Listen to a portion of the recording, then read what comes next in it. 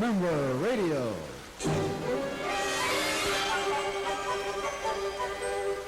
Jack Benny program presented by Lucky Strike. American.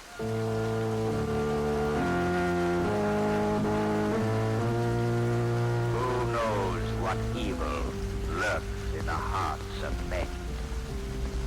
The shadow knows.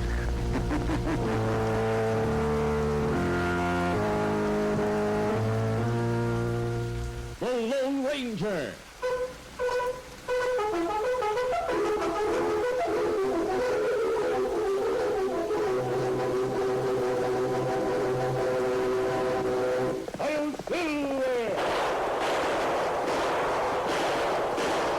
A fiery horse with the speed of light, a cloud of dust, and a hearty hi-yo silver. The Lone Ranger. Do you remember radio? That sensational smorgasbord of loud electronic entertainment that dominated the airwaves of America for more than 40 wonderful years? If you're over 35, you certainly should remember radio very well indeed. Younger than that, you say? I'll bet you've still heard enough about the medium to know that it was a kind of entertainment totally in a class by itself. All sound and no picture, it forced its listeners to think, to conjure up from the depths of their own imagination the appearance of each voice, each situation, each dramatic setting. Maybe that's what gave radio its special charm and fascination, because you couldn't see the people and the action coming at you from the loudspeaker, because you had to supply your own mental pictures, and thereby become a participant in the whole operation. Whatever it was, radio for years and years was the nation's favorite pastime, its main source of entertainment and information. It was a total world of sound. For the next 2 hours in Benson, you and I are going to investigate a good deal of that world, from its birth as a practical reality in the early 1920s, into its adolescence, primarily as a medium of comedy, through its adulthood as a purveyor of drama, and on to its unfortunate end as an almost forgotten institution in the early 50s. Oh, to be sure, formula radio is still with us, that bland, usually uninspired combination of music, news, and weather that, for good or bad, became a part of the American scene in the mid-50s. Obviously, we're not discussing that kind of radio. Rather, a more noble breed that warmed the hearts and fired the imaginations of Americans for 30 wonderful years. That happy kind of radio that gave us such names as Ed Wynn, Rudy Valley, Amos and Andy, Jack Benny, Fred Allen, Bob Hope. That creative kind of radio that produced such programs as The Mercury Theater, Inner Sanctum, Suspense, Lights Out. It all began on November 2nd, 1920. On that date, the second radio station in America was issued a commercial license. 7 days later, it broadcast the Harding Cox presidential returns. Let's tune back into time now, and we'll listen to that first broadcast. Just one moment now. KDKA, in cooperation with the Pittsburgh Post and Sun, will present the latest presidential election returns. It is now apparent that the Republican ticket of Harding and Coolidge is running well ahead of Cox and Roosevelt. At the present time, Harding has collected more than 16 million votes against some 9 million for the Democrats. We'll give you the state vote in just a moment. But first, we'd like to ask you to let us know if this broadcast is reaching you. Please drop us a card, address station KDKA, Westinghouse, East Pittsburgh, Pennsylvania. Chances are you weren't around at the time of that historic broadcast.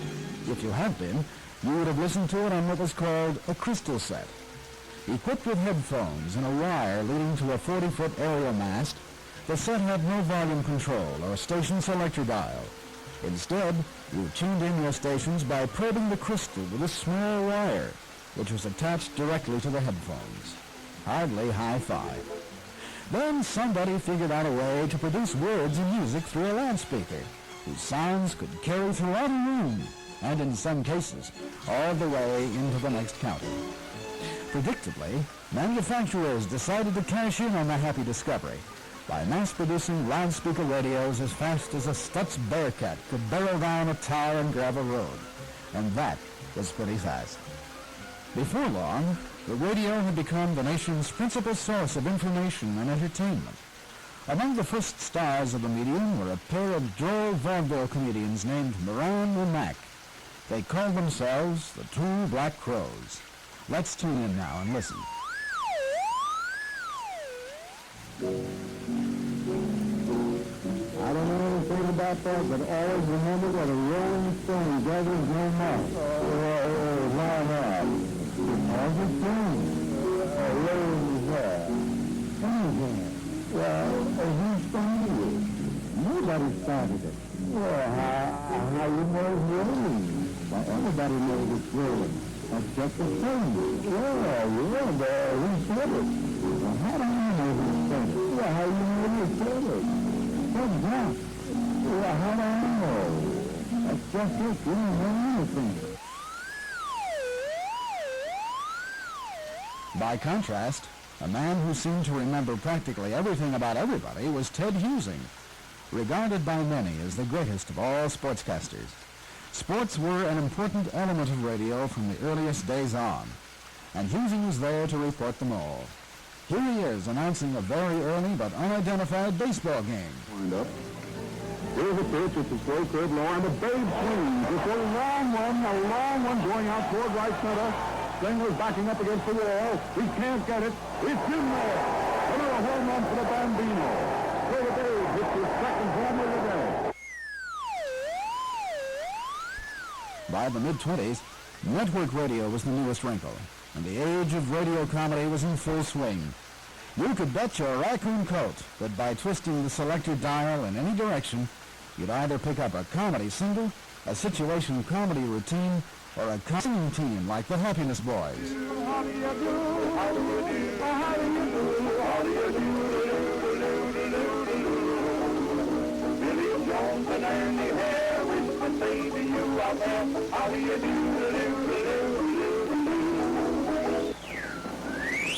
Evening, friends, family, pardon me, ladies and gentlemen.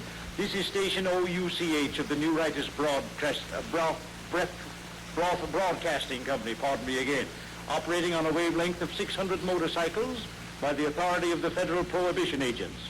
The first number on the program for this evening will be rendered, meaning to be torn apart, by the Silent Dozen Orchestra. They will play as the opening selection, People Who Live in Glass Houses Shouldn't. There will be an interrupted vocal chorus sung by those famous entertainers, Pete and Repeat.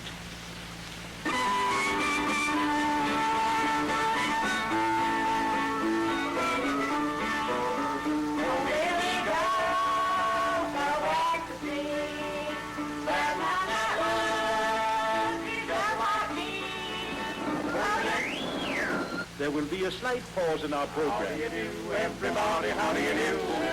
We'll be saying that real soon again to you. The tasting over Jones and Hare is just a minute more to spare. So we'll say to you out there and then we're through. Good night, good night, good nighty, nighty, nighty, nighty, night.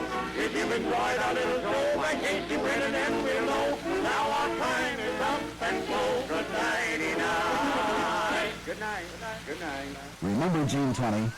He took the world's heavyweight crown from Jack Dempsey in 1926. And when Dempsey tried to recapture the title 2 years later, the famed sportscaster Graham McNamee was there at the ringside. Comes into Tunney with both hands. Doesn't win again. As they come out of the ring, Tunney's right catches Dempsey on the face. And Tunney keeps up hard left to Dempsey. Gene follows it up with more left to Jack. Draw. And Dempsey comes back with a hard right to Tunney's face. Gene off that, ladies and gentlemen. Oh, Dempsey comes on, to the right. He's got Tunney against the rope. There's a little right landing on the champion's jaw. Tunney is down! Tunney is down! Dempsey now from the other side. The referee has not yet begun to count. He has stopped. 9, 6, 7. Dempsey's waiting for an 8. Tunney's up on 9. The fight continues. A year later, the Black Night of the Great Depression fell heavily upon Americans. In its gloom, the nation turned increasingly to the radio comedians for sunshine and good cheer.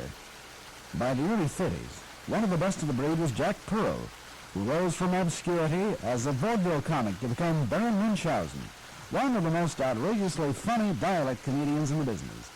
Here he is now with a straight man, Cliff Hall. Oh, that's a terrible cold you have. Oh, I'm sick. I give you my word. That's a terrible cold. How did you get that cold?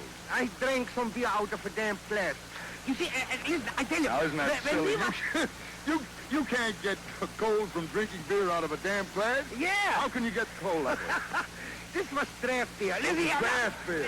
No, but I want to tell Well, you... that proves conclusively what I say. You Yeah, see but that? why you say that I'm dumb? Well, I have a right to my opinion. Yeah, but you know why? Why? You know that I give you my word, Cliff. What? So long I'm here in this country, I'm in this country now over 26 months. 26 months. In this country. You should never know it. No. A lot of people take me for American. Yeah. Well, since I'm here, Cliff, since I'm here in Yeah. this country, you know, I'm learning. Oh, you're learning? Yeah, but in the other country, I didn't learn. You didn't learn? No, Didn't you go to school? I went to school, but I don't know how you say that. What sort of a school did you go to in the other? What do you call that in America? University? No, please. You never was there. Now, Oh, don't that's you true. know. I was just trying to help you out. I'm sorry. What do you call that? Correspondence school. You went to what? I went to correspondence school. A correspondence school? Yeah, on the other side. I didn't know they had correspondence schools on the continent. Sure. Is that so? They threw me out from there. They threw you out of the correspondence school. Well, why did they throw you out? I played hooky. You played hooky from a correspondence school? Yeah, I give you my... How is that possible? I sent them an empty envelope.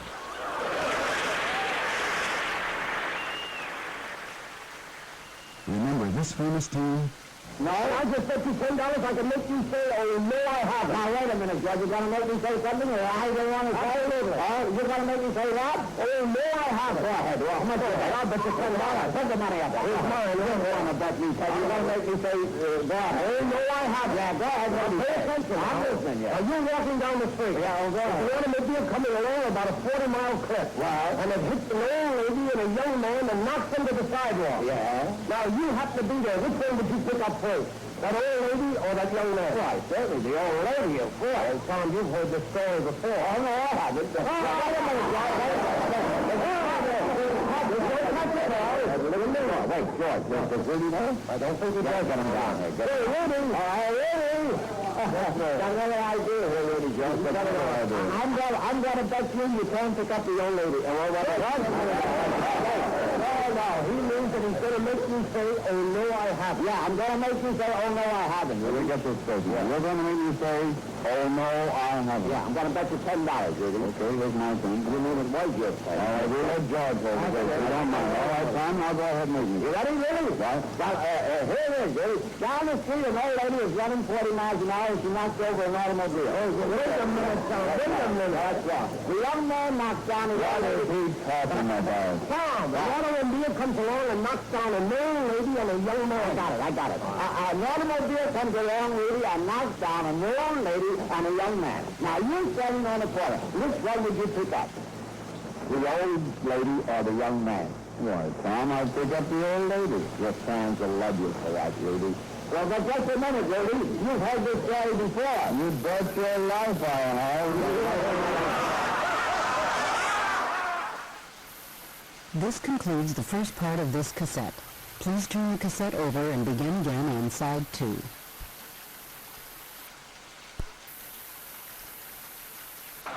That was Howard and Shelton, two of the funniest comedians on radio in the early 30s. The third voice belonged to Rudy Valley, the famous crooner. Rudy played host to a great many comedians on his show. Among them was Joe Penner, a comic from burlesque and the stage.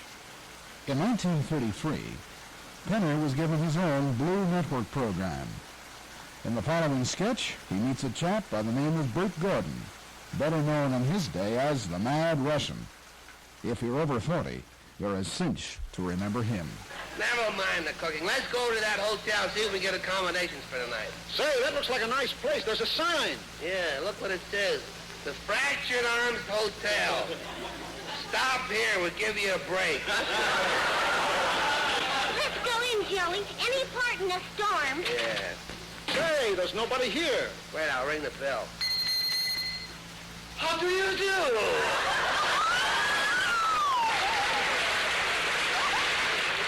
Welcome to the Fractured Arms.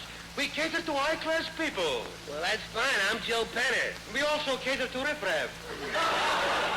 Say, look, mister, I'd like to get a room. What kind of room do you want? A single, pingle, or schmingle? Well, I want a room with a bath. I'll give you a room. What about the bath?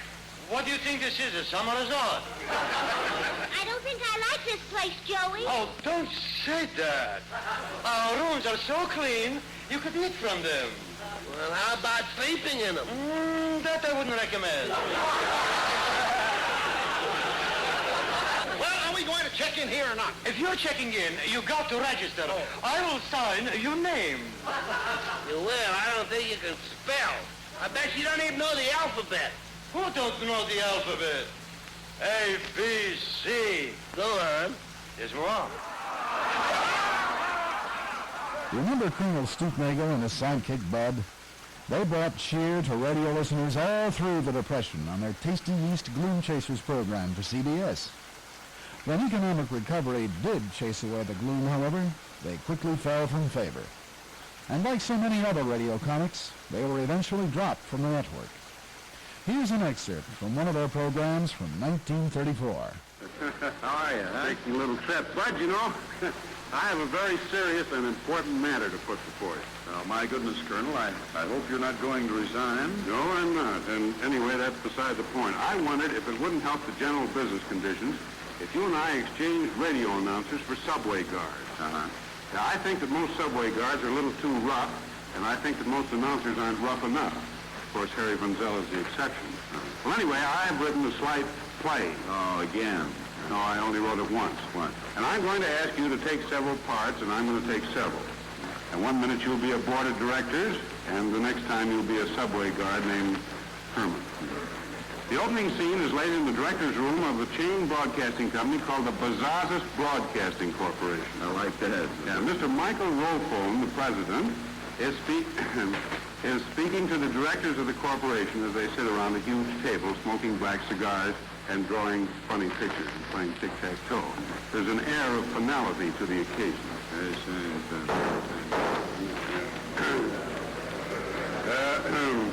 Well, men, the second scene takes place several hours earlier on account of daylight saving. During this scene, 2 subway guards are being tried out for radio announcers. Well, men, in scene 3, Irma first learns of his love. They kiss. Well, men,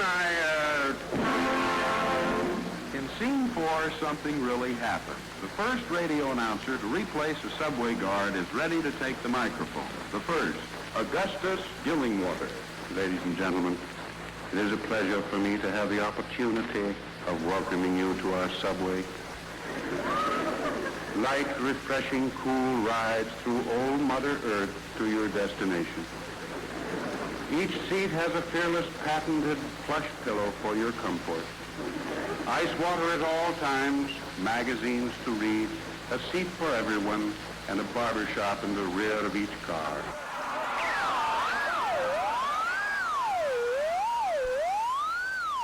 And now the time has come to lend mine ears to au revoir, Pleasantria. Au revoir, Pleasantria. Think of us when requesting the theme. Until next Tuesday when possibly you all may tune in again. Keep the old maestro always in your seat. Yellow. Au revoir, this is Ben Burr, ladies and gentlemen, and all the land. Wishing you a bit of pleasant beer. May good luck and happiness, success, good health, good cheer, and your skin. And now, we've got to leave you here. Au revoir. Upon cheerio, a toodle-doodle. bit of a sweet, sweet God love you and pleasant dreams.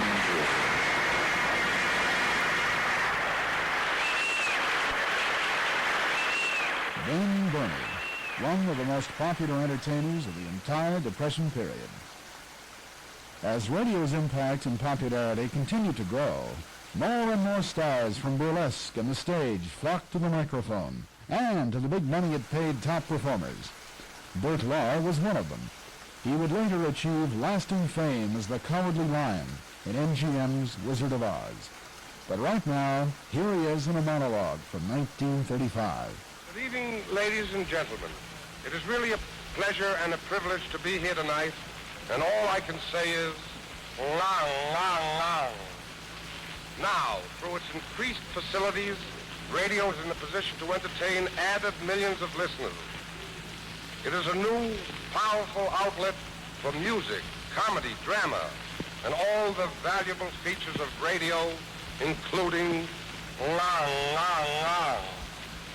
It is a tribute to the ability and intelligence of the men and women who make up its personnel. When you come right down to it, radio should be called the eighth wonder of the world. Even those of us who are close to it and know its wonderful workings don't quite appreciate how big, how tremendous radio really is until we hear long, long, long. Radio will not fail you, ladies and gentlemen. It will bring to you everything that is worthwhile. News of importance, comedy that cheers, drama that thrills, music, laughter, life, everything, including long, long, long. One of the era's most durable comedy tunes featured the multiple talents of a writer-actor named Goodman Ace. He continues to flourish to this day as one of television's top scriptwriters. In the 30s, however, his big radio hit was one in which he starred with his wife in a show called The Easy Aces. Hello? Yes? Just fine, thanks. How do I like what? Oh, the weather, well, it's too cold for me. I guess I'm a blue blood or something, but I can't stand the cold anymore. When we were in Florida last month, it was chilly.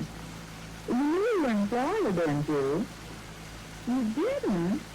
Oh, yes, we were there for 2 weeks. Well, sure, I wanted to stay longer, but it was just like pulling teeth from a baby to get Mr. Ace to stay 2 weeks. What? Oh, I sure did. I was on the beach every day. Oh, you could see my arms and my back and my... Oh, what'd you say? Oh, I was careful. I rubbed all over with olive oil. I was black as the ace of spades. On there. Who are you talking to, Jane? Oh, what? Oh, hold the phone a minute, please. Oh, what did you say, dear? Who are you talking to there? Oh, hello. Who is this, please? Oh, isn't that awful? Talking all that. Oh, Mr. Anderson. Well, I don't know. Anderson, great. Get off of that phone. Let me have that. Just a minute. Mr. Ace wants to speak to you. Jane, how can you talk to my boss like that? He'll think it... do you talk to everybody that calls up without finding out who they are? Well, I couldn't be impolite. He kept asking me how I like the weather. Yes, but don't you ask who you're talking to before you... Well, I just happened to forget this once. What difference does it make? The Easy Aces remained on the air till 1945, something of a record. The same can hardly be said for most of the radio comedy we've heard in this past hour. Much of it simply died as economic recovery and the rumblings of the Second World War helped to change America's sense and style of humor and paved the way for a different kind of radio. Looking back, it might be said that the era which began in the early 20s and ended somewhere in the mid-30s represented radio's age of innocence. Broadcasting techniques, methods of delivery, musical tastes, styles of humor, they all belonged to a more naive, less sophisticated period. The era produced a brand of humor that isn't heard anymore. It didn't have that so-called contemporary sound. And if today's comedians were to use those old gags and jokes, they'd probably fall as flat as the proverbial pancake. In all fairness, it is just possible that the humor of the 70s will fall flat also on the ears of 2000 AD. What was ahead for radio as it reaches you? Remember radio.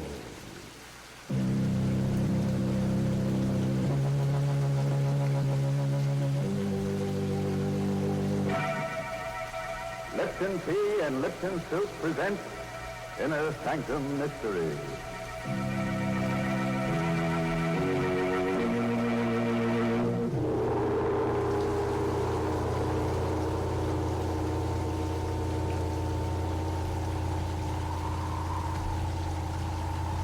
This is the witching hour. It is the hour when dogs howl and evil is let loose on a sleeping world. Want to hear about it? Then turn out your lights.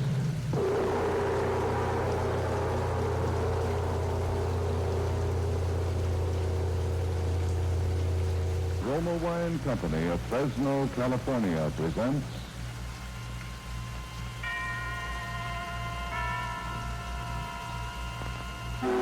Suspense.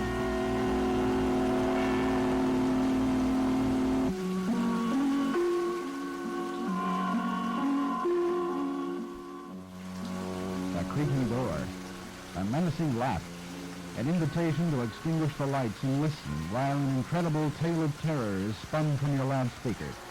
A tale deliberately calculated to keep you clinging to the edge of your chair as you surrender yourself for 30 exciting minutes to a complete suspension of belief.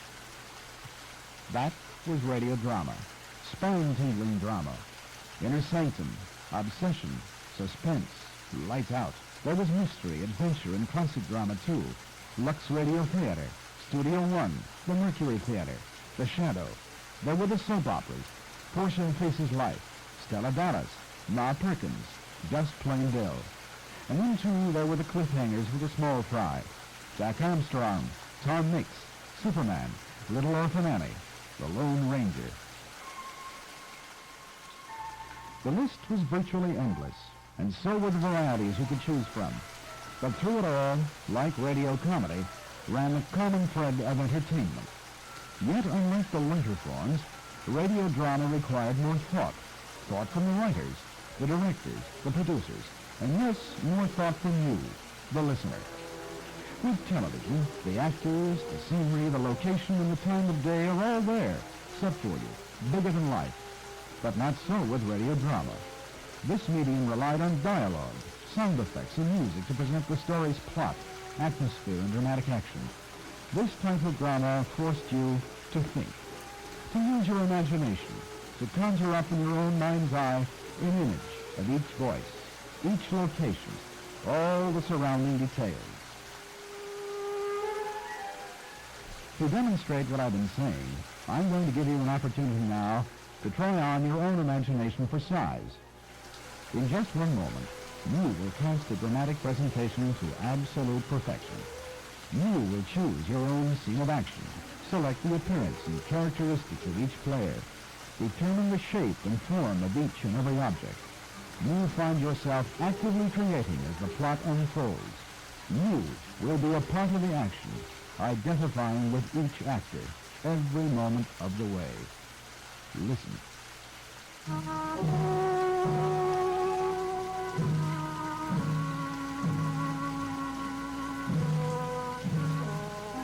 Last night, an Indian examined the bodies by moonlight. After examining the first 5 men, he muttered softly, them dead. Then he came to the 6th man, the younger brother of the captain, and this man, alive. The Indian lifted this man tenderly in his strong arms and carried him to a nearby cave where he bathed and dressed the wounds. Then he took a spade from one side of the cave and returned to the canyon, where he worked steadily until the dead men had been buried. Returning to the cavern, he sat watching through the remaining hours of the night. Daybreak found the ranger stronger, but by nightfall, the wound had become infected. The Indian called on all his knowledge to treat the wounded man. He went day and night without rest.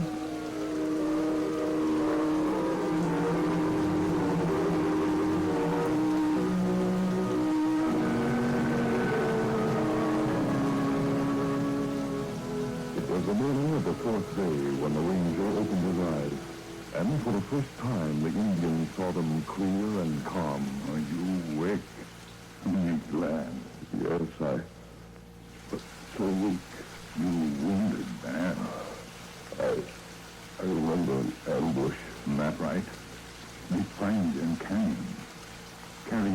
cave with its daylight. It's morning. Well, I must have been unconscious all night. It's several days since fights in canyon. Several days. But there's something familiar about you. You remember? Many years ago, you only boy. You find Indian boy in trouble. You save life, Indian boy. Yes. Your name is Tonto. That's right.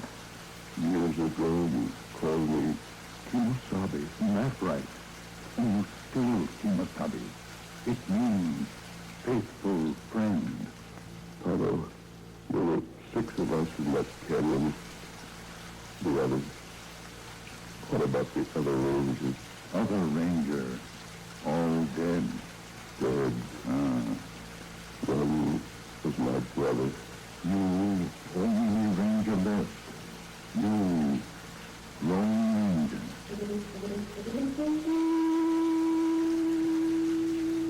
The Lone Ranger.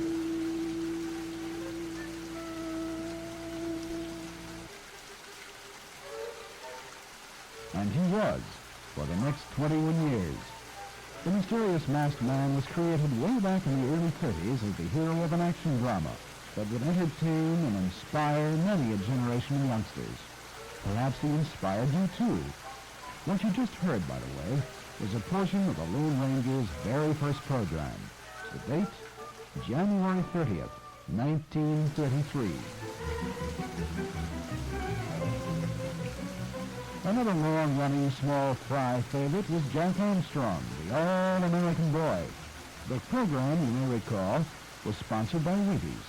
Listen closely now to that famous program opener. Jack Armstrong, the All-American Boy. Wave the flag for Hudson High, boys. Show them how we stand. Never shall our team be champions, known throughout the land. Wheaties, breakfast of champions, bring you the thrilling adventures of Jack Armstrong, the All-American Boy. Jack Armstrong, the All-American Boy, is on the air, in person, to get you to eat Wheaties. Fellows, girls, hang on for thrills, excitement, adventure. Today, Wheaties bring you a story of champions in action.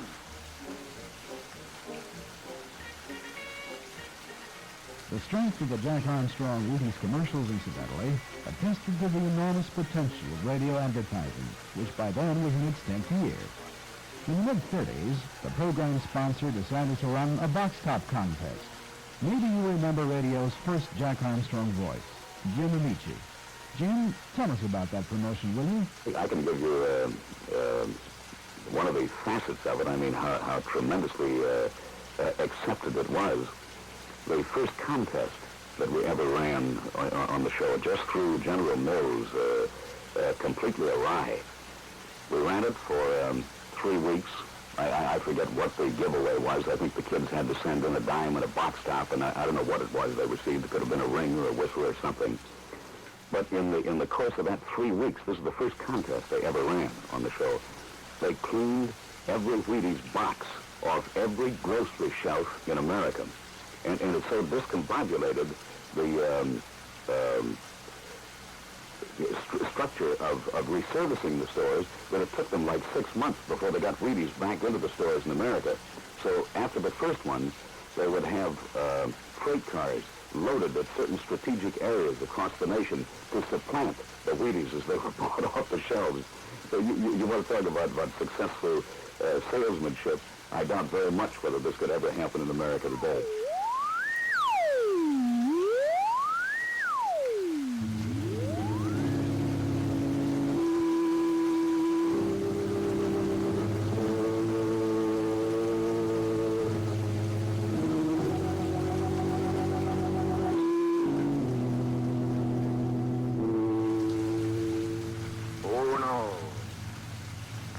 Evil lurks in the hearts of men. The shadows.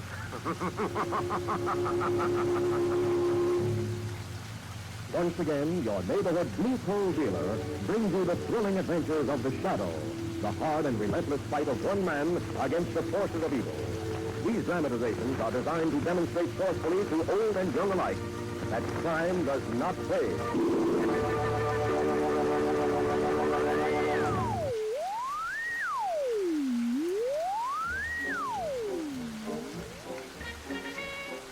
The Shadow was introduced on the Mutual Network in 1936. Several years later, it became the model for such celebrated crime fighters as Superman, Batman, and Captain Marvel. Like the Shadow himself, they all had double identity. The Shadow's sponsor, by the way, was the Blue Coal Company. Here's one of their commercial announcements from that period. It's Blue Coal for finest heating service. It's Blue Coal for finest modern equipment. It's Blue Coal for the best home heat money can buy. Today, as never before, you want to get the most value for your money. Heat your home with Blue Coal. It's America's finest hard coal. Because Blue Coal is the cleanest, highest quality anthracite you can buy, you get more heat from each dollar's worth of fuel. Tomorrow, telephone the nearest Blue Coal dealer, and this year save money with Blue Coal, America's finest home fuel.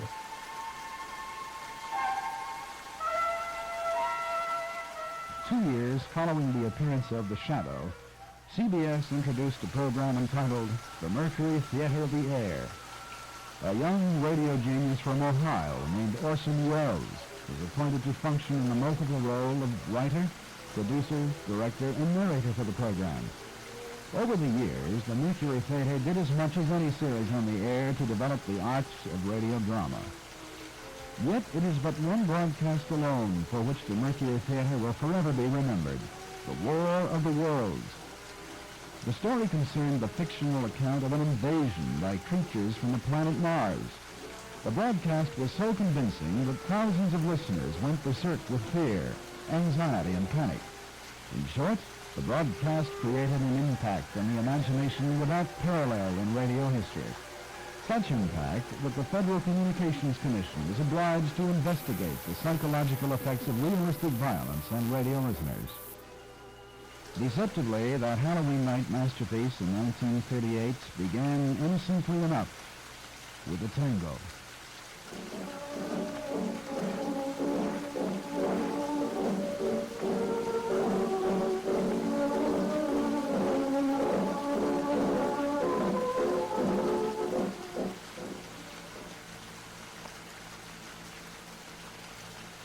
Ladies and gentlemen, we interrupt our program of Advance Music to bring you a special bulletin from the Intercontinental Radio News. At 20 minutes before 8 Central Time, Professor Sowell of the Mount Jennings Observatory, Chicago, Illinois, reports observing several explosions of incandescent gas occurring at regular intervals on the planet Mars. The spectroscope indicates the gas to be hydrogen and moving toward the Earth with enormous velocity.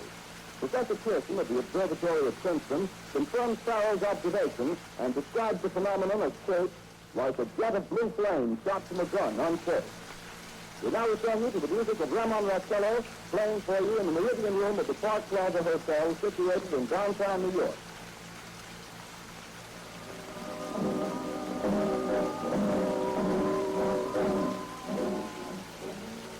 I'm speaking from the roof of Broadcasting Building, New York City. The bells you hear are ringing to warn the people to evacuate the city as Martians approach.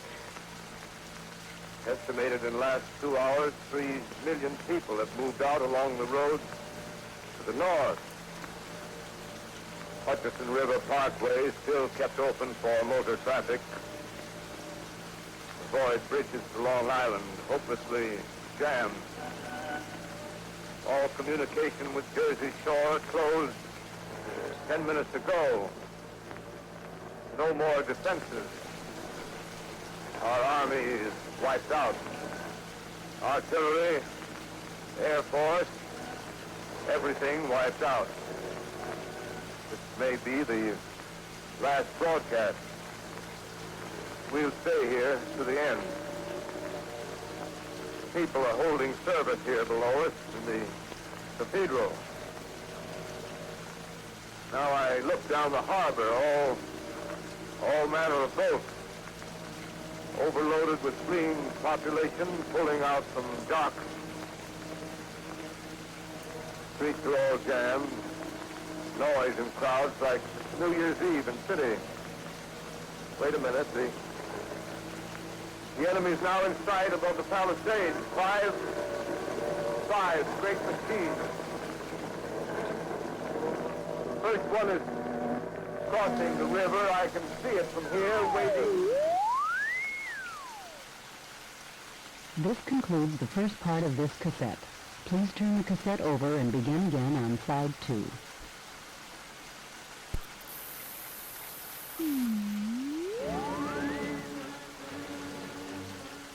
Two years later, in 1940, the Mutual Network premiered a radio serial based on the adventures of Superman, the famous comic strip then receiving so much attention around the country. Listen now to the first few minutes of one of those installments.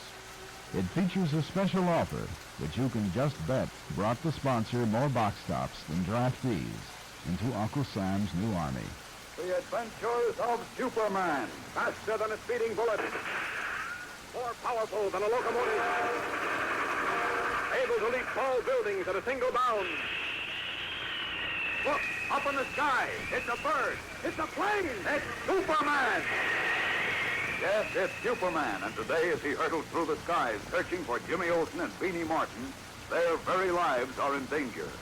We'll join him in a moment, but right now, here's Dan McCullough with an exciting walkie-talkie bulletin.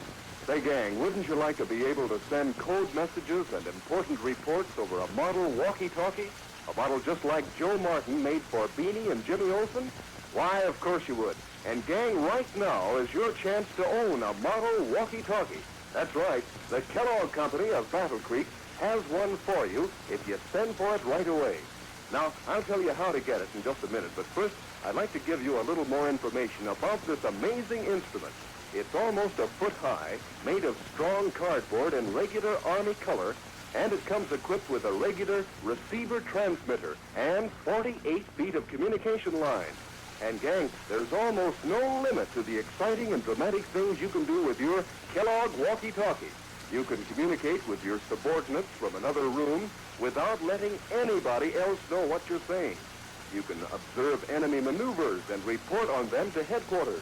You can even talk in code and fool everybody but your lieutenant at the receiver transmitter. Now, here's how you can get this amazing prize. Just send 2 box tops from that super delicious cereal, Kellogg's Pep, along with 10 cents in cash and your name and complete address, clearly printed to Superman, Box 80, that's Box 80, Battle Creek, Michigan. Your own Kellogg walkie-talkie will be rushed to you right away. Now be sure to keep listening, gang, because I've got more exciting information about the Kellogg walkie-talkie that I'll give you in just a few minutes.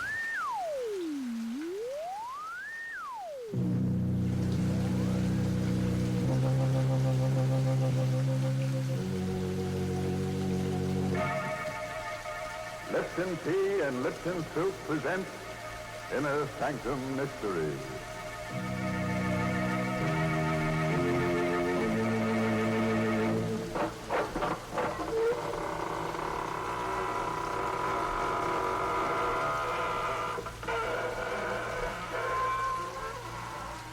Good evening, friends of the Inner Sanctum. This is your host to welcome you in through the squeaking door to another half hour of horror. Come in, won't you? Sit down. I hope you'll forgive me if I don't get up, but I'm terribly tired. I spent last night with a friend who's a book collector, specializes in bestsellers. He certainly showed me some interesting ones. In fact, he tried to bury me in one. Because all the very best sellers have corpses in them.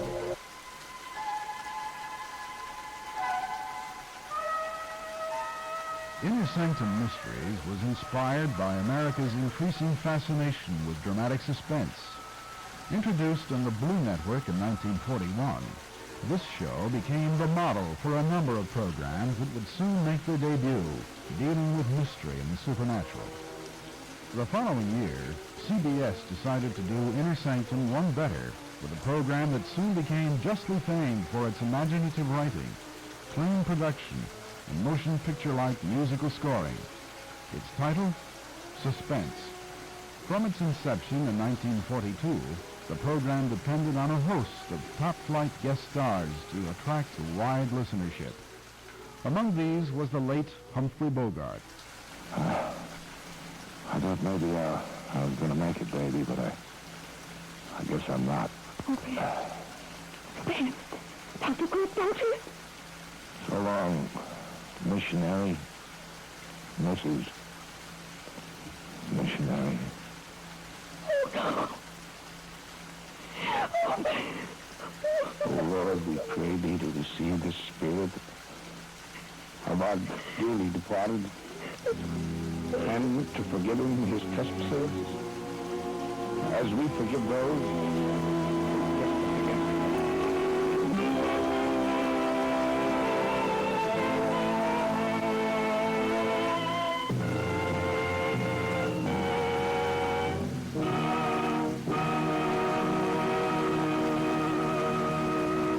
And so closes Roma Wine's presentation of Suspense. Presented by Roma Wine, R-O-M-A, made in California for enjoyment throughout the world. By now, the mid-40s, the nation was caught up in a kind of byproduct of the suspense and mystery craze. The new wrinkle was a fascination with psychological drama. Motion pictures started the ball rolling with such films as Gaslight and Spellbound. Radio soon followed suit with a few psychological twists of its own. One such series was entitled Obsession. Had you been around at the time, this is what you would have heard as you tuned in.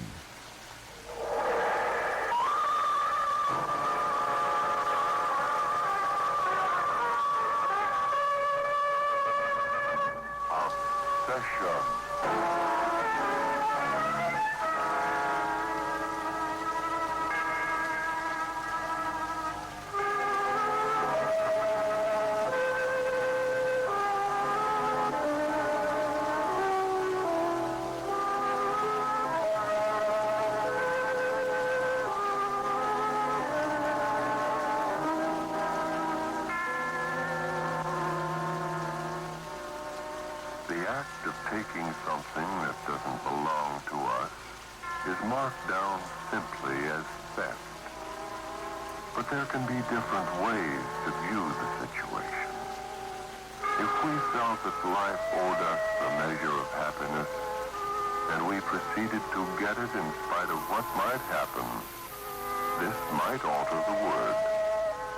It could also become an evil and a force that might become an obsession.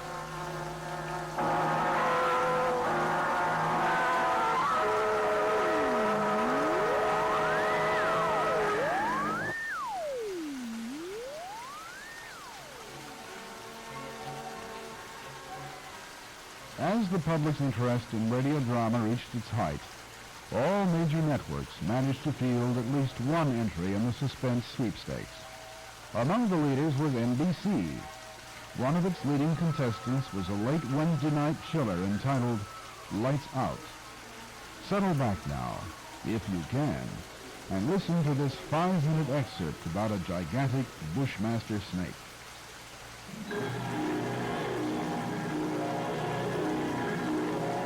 The light was on in the steward's galley, and the coffee pot was standing on the stove.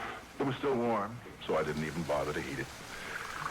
I poured out a cup, carried it over, set it on the porcelain tabletop in the center of the room. I started to light a cigarette. The door of the pan cupboard beneath the sink was standing slightly ajar, and I happened to glance toward it. I dropped the cigarette and moved slowly backward. I'd found the Bushmaster.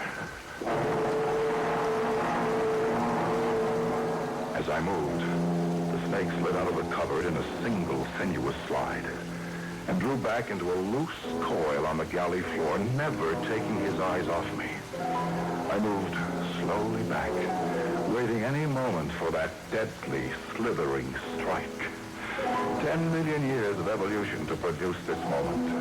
Homo sapiens versus Lachesis mutus. A man against mute fate. And all the odds were on fate. I knew then I was going to die.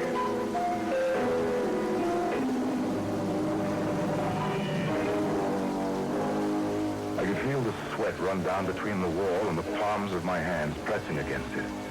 My skin crawled and twitched, and the pit of my stomach was as cold as ice. There was no sound but the rush of blood in my ears. The snake shifted again, drawing into a tighter coil, always tighter. Why the devil didn't he get it over with? Then, for an instant, his head veered away. Something moved over by the stove. I didn't dare turn to look at it. Slowly, it moved into my line of vision. It was a cat. That scrawny cat that Mother Willis had sneaked aboard in the Guayra. Its back was arched, and every hair stood on end. It moved stiff-legged now, walking in a half-circle around the snake. The Bushmaster moved slowly and kept watching the cat. He tightened. He was going to strike at any second. Struck and missed. The cat was barely out of reach. Now, she was walking back and forth again. Oh, she was asking to die. Missed again. By a fraction of an inch.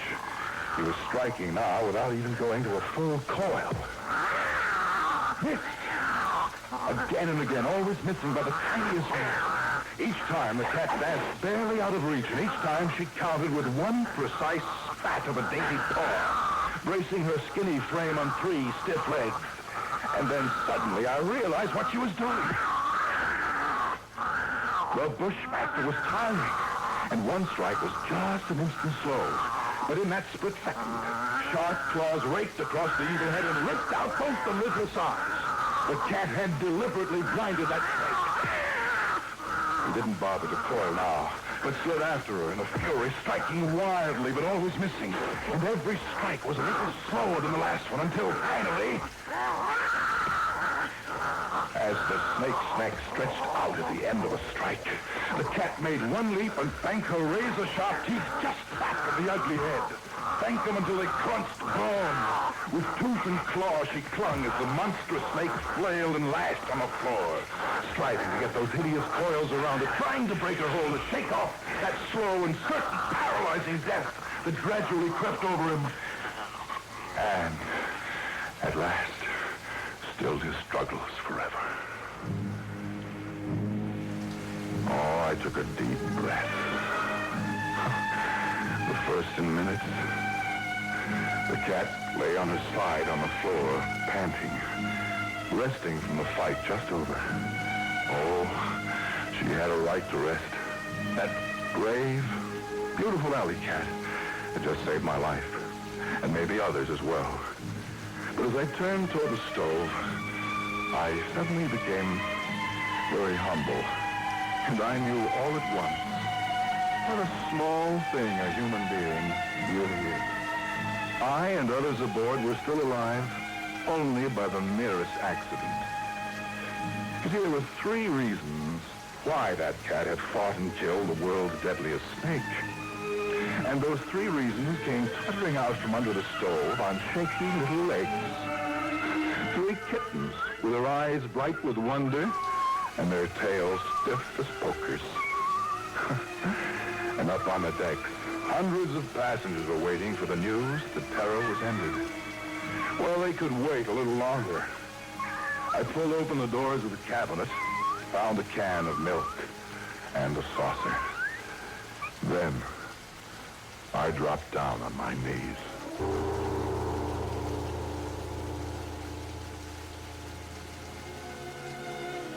The Lone Ranger, Jack Armstrong, The Shadow, Orson Welles, Superman, Inner Sanctum, Obsession, Suspense, Lights Out.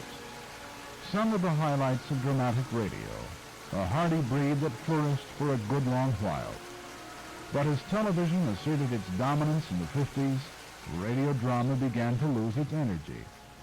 The medium tried to keep drama alive with such programs as Dimension X and the radio versions of television's Dragnet, Gunsmoke, and Paladin. But the art form eventually sputtered out and died.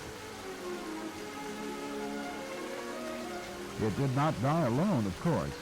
It had companionship, notably radio comedy.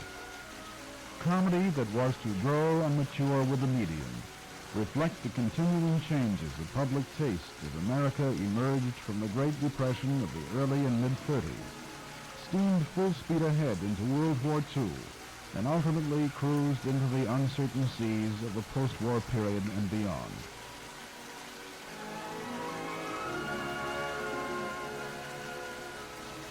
The passing of radio drama, meanwhile, was an event that continues to be mourned by those who bother to care about... Do you remember radio?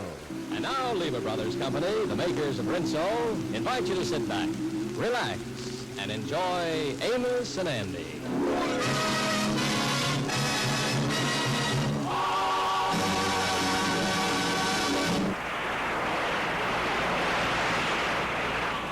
Now listen, girls. We're here on official business. We're taking the census, and the government wants us to count up all the men and all the women in the country. And divide them evenly. For the final concert of the season, the Whistler Business Man's Band has selected for its opening number an original McGee arrangement of the Pizzicato Polka. 1, 2, steal!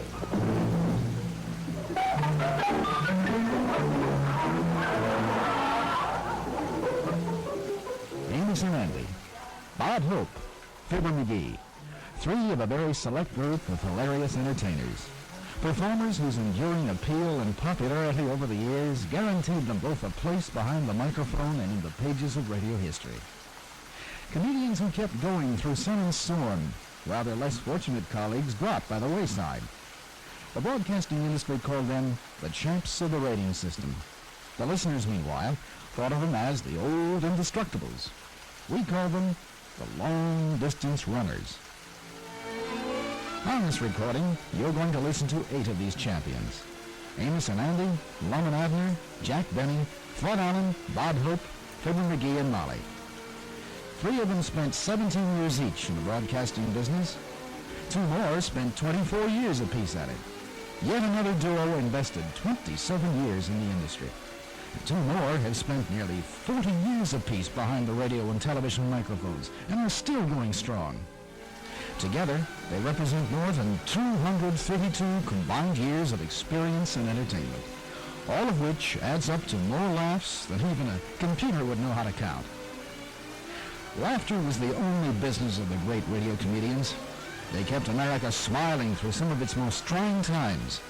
From the beginning of the Great Depression to the mid-50s, these performers assumed the responsibility of making an entire nation forget its troubles.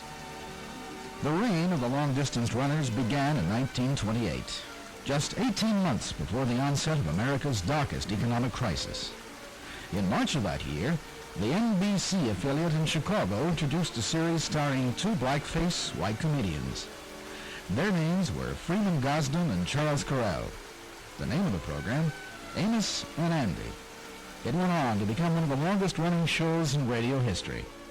During the height of its popularity, almost the entire nation listened to Amos and Andy. Department stores piped in the broadcasts so that evening shoppers wouldn't miss an episode. Movie theaters scheduled their feature times so as not to interfere with the shows. Small wonder the program lasted 27 solid years.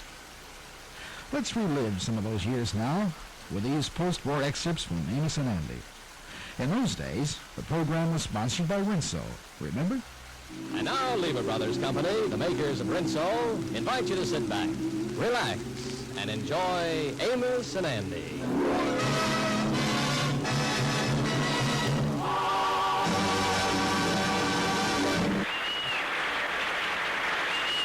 Oh, what you doing stuffing your clothes in the suitcase there?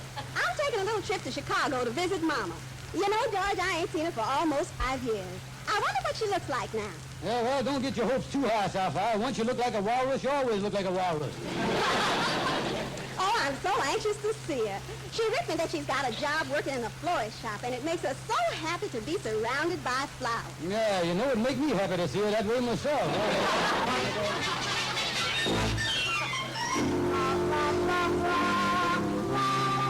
Hi there, Kingfish. Ha, ha, ha. One of the funny things you should mention that, Andrew. Maybe I can help you, brother. It just so happens that I being in the real estate business here, I just got a place that's for sale, a nice 6-room house for only $500. $500? Mm-hmm. Listen, all over the country they're selling houses for $10,000 and $15,000. How come I get one at such a cheap price? 'Cause you ain't a veteran, ain't you? Kingfish, this is the dirtiest trick you ever done to me. Sticking me with that house without no lot. Oh, is that what you saw about? Yeah. Well, I was prepared to make good on that, Andy. Oh, I was your pal. You know I wouldn't stick you with a house without sticking you with a lot, too. Oh, Now, I've got the plans of the lot right here, and I also got the plans of the house. Now, here, you take the house plans, and I'll take the plans of the lot here, and we'll check the figures. Yeah, okay, Kingfish. All right, ready? Yeah. All right. Width of lot, 35 feet. Width of the house, 42 feet. Oh, well, now, you see the thing, taking 7 feet off the dining room there won't hurt it a bit. Still leaves a nice-sized dining room, 12 by 3. You might even get a table in there. Wouldn't hurt you to take off the kitchen neither. All you lose is the sink, refrigerator, and the stove. Yeah. Let's look at the upstairs plan. Yeah, get upstairs. Yeah, well, now, taking 7 feet off the bathroom might make it a little inconvenient for you there. Yeah, how's that? Your bathtub's going to be half inside the half a house and half outside. Half the bathtub inside and half out? That ain't going to look too neat, is it? Well, you might run a little ivy over the edge and make it look like a window box up there. Yeah, but listen here. Listen. On Saturday nights, though, how's it going to look to people passing by? Me sitting up there taking a bath in a window box. Well, you just have to wear a bathrobe when you're taking a bath, that's all. Yeah, I'll wear my print one. They'll think I'm a geranium.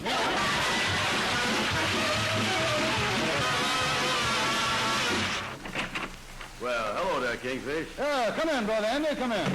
What you doing? Well, I'm happy to announce that I was the exclusive sales representative of the new Sleep Like a Log Mattress Company, Incorporated and Limited. Limited? Yeah, one to a customer, yeah. Well, I ain't heard nothing about that, Kingfish. Hey, what is that thing laying on the floor there? A sack of potatoes? No, Andy, that's the new Sleep Like a Log mattress. Tell me, Andy, do you rest comfortable at night? Well, some nights I do, when I get enough sleep during the day. Yeah. But them other nights, does you roll around and toss in your sleep? I don't know. You don't know? Why not?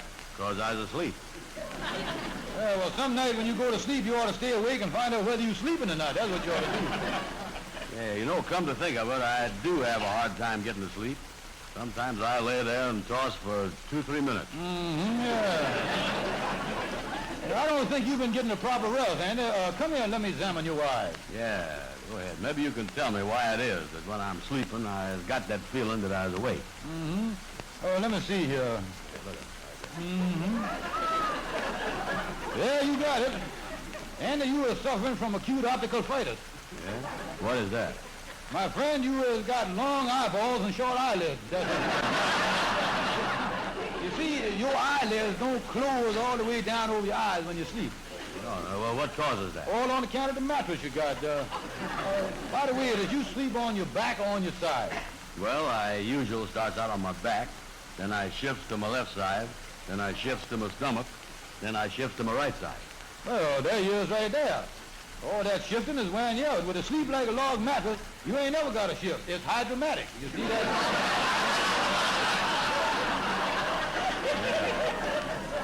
And it really make you sleep, huh? Oh, guaranteed. Confidential, it's the secret processing of the mattress stuffing. This mattress has got 30% camel hair, 30% peach fuzz, and 30% unborn duck feathers. Well, now, wait a minute here. Wait a minute. What is the other 10%? Ovaltine.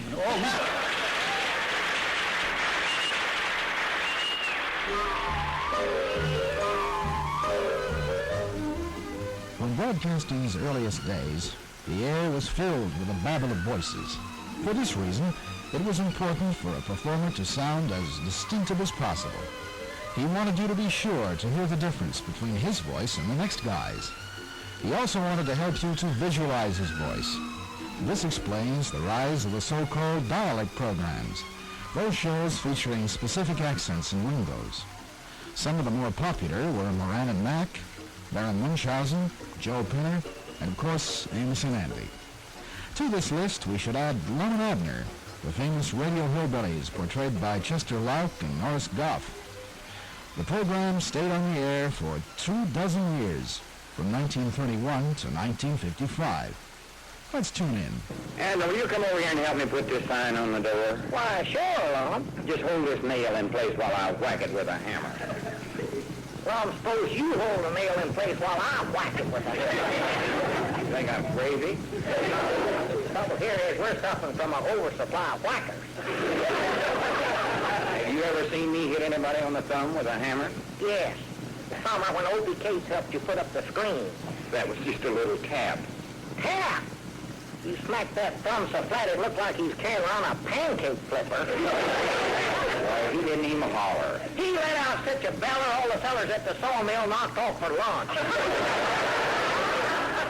You stop exaggerating and hold that nail. Granny. Lum, you couldn't hit that nail no matter if your whole life depended on it. Oh, now be quiet. Huh? Just this is my page flipping finger here, Lum. Be careful. Hold the nail in place. Okay, here goes. There. Now, how was that? Not bad. Just aim it 2 more feet to the left, and I think you'll have it.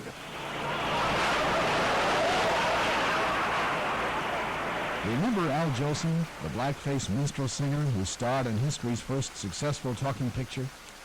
He appears in our next segment as the special guest of the stingiest man in town. You may recall that his radio show once began like this.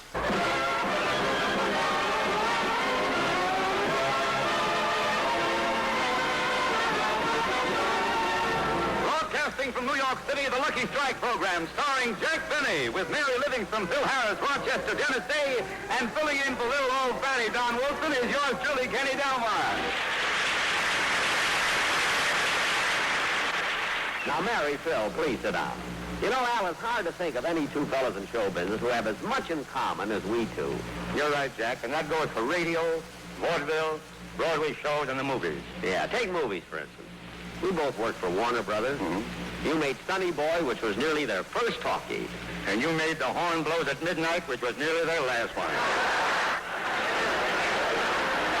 You like that?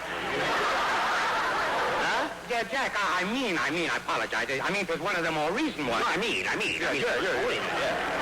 look, it's amazing, though, Al, how our careers are so closely associated. I think so. I mean, few people realize that you were the very first man to encourage me and help me up the ladder of success. I remember it clearly.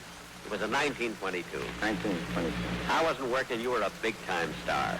And you met me and you slapped me on the back and said, son, don't worry, you'll make good. And then you gave me $1 to get a meal.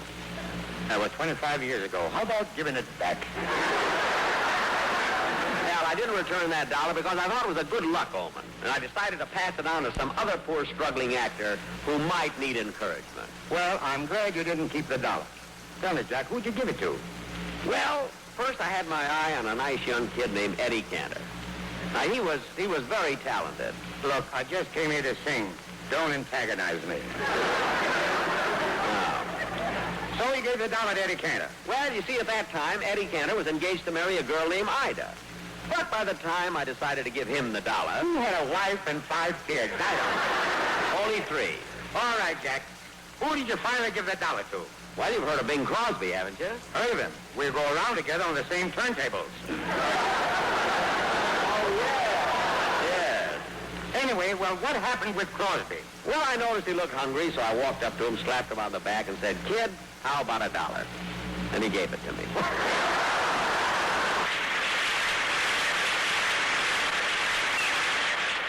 Jack Benny first appeared on his own radio show in 1932. 4 decades later, at the tender age of 39, he still appears to be going strong. About the longest lived institution in broadcasting history. This concludes the first part of this cassette. Please turn the cassette over and begin again on side 2. From the mid-30s to the end of the 40s, Jack was involved in a perpetual make-believe feud with another long-distance runner. That performance career lasted 17 years. He created his own material, and he was one of the greatest writers in the business. His name, of course, was Fred Allen. And here he is in a typical bit of nonsense from the year 1944 with that permanent Allen's Alley resident, Portland Hoffa. And now, scarcely waiting for the laughter to subside, we save all that time right in there. We turn to our, oh, hello, Portland. Hello. Say, what smells so nice? It's me, Mama and I spent all last week at the flower show. No kidding. Well, what was new at the flower show this year? Oh, it was wonderful. They had all kinds of flowers. Narcissus, chrysanthemums, rhododendrons. It was sort of an ungrammatical blossom montage. They had every rose there but Billy. They did? I know. I heard they had every bloom there but Saul. Neither of those guys are known. I thought somebody was There was a big pussy willow with a lot of little pussy willows. Kitty willows. Kitty willows? Who writes your stuff now? The same fellow who fell on his head at the age of 21 and caught up with his second childhood in a hurry. Did you see any of that new plant food, that vitamin B1 over there? You know, that stuff that's supposed to pep up the plants? No, but I saw a violet they gave it to. Oh, a violet that had been treated with vitamin B1. Was the violet still shrinking? No, it was throwing pollen in a tiger lily's face. You know, I read that they used some of that vitamin B1 on a sunflower at the flower show, and the sunflower went out looking for Alf Lander. A sunflower like that might run alone this year. Hey, on the Republican ticket, it might come out Dewey.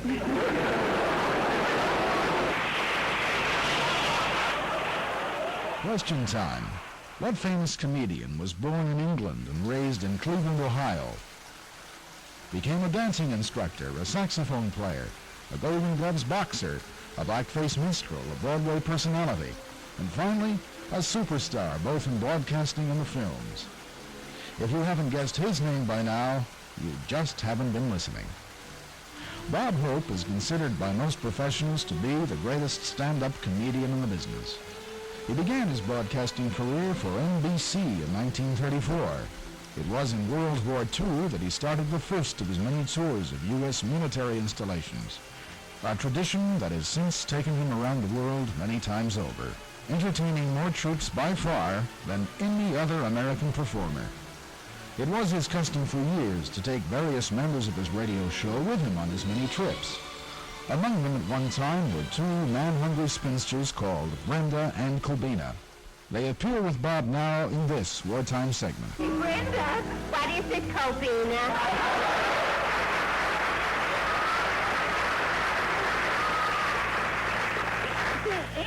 Well, pretending we own this ritzy dump instead of working here. I'll say. Hand me another Corona. You know, I never knew being a maid could be so much fun. Me neither. Say, what did you do with the ammonia? Oh, I used it all up, gargling. But that ammonia is for cleaning and bleaching. Yeah, I bet I'm the only girl in town with albino tonsils. Oh, but I'm proud of them now that we're working in a swell place like this and putting on airs. Yeah. Remember yesterday when the milkman came in and I began putting on the dog? Yeah, and on you it looked good. Oh, speaking of dogs, the boss and his wife are having an afternoon tea tomorrow. What do you say we crash? Oh, I'd be afraid to take you to a society party. You wouldn't know how to behave. For instance, you gotta act like a lady. When they pass the food, say you ain't hungry. And when they pass the drink, say you ain't thirsty. All right, but if they pass the man, I'm gonna ad-lib.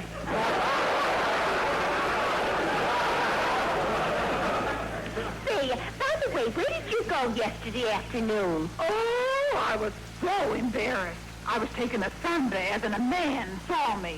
Well, I told you not to sun yourself on the front sidewalk.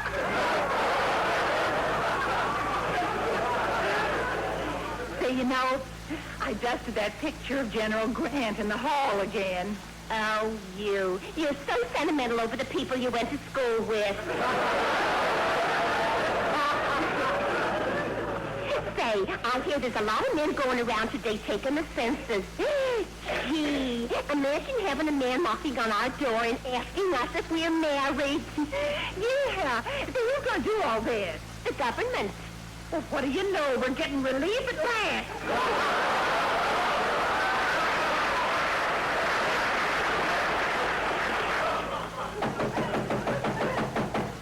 Brenda, did you shake your head? No, someone's knocking. Shall we stroll over to the door and let them in? I'd love to, my dear. Ready, set, go! Oh, how do you do? I didn't know there was anyone at the door. There isn't. We're out in the street now. Oh, it's the goons. Whole bananas. Well, listen, girls. We're here on official business. We're taking the census, and the government wants us to count up all the men and all the women in the country. And divide them evenly? No. You and your new deal. Listen, all we want to do is ask you a few questions. The answer to every one is yes. Wait until I ask them. Now, the first question is, are you girls married? Are you kidding?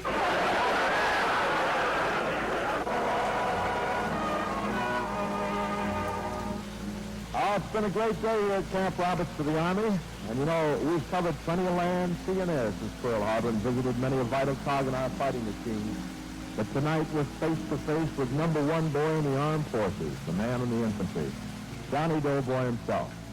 When you snap on your radio these days, you hear the roaring dramas of men who fly through steel and fire to sink a Jap carrier, or blast a Nazi submarine, then come limping home on a wing and a prayer. But we don't hear much about a guy with a stripe in his sleeve and a gun in his arm who's the biggest hero of them all. He's just plain Joe Infantry. All-around soldier who stands with his 2 feet on the ground and slugs out the final round of every fight. He's the man who stormed to the top of Hill 164, fighting through more hell per square foot than any man has ever known. The fellow who swept down the other side of Tunis and deserted, a little closer to Berlin. And he's the guy who tonight is pushing through the red and white snow of Attu Island, a little closer to Tokyo. Just plain Joe Infantry.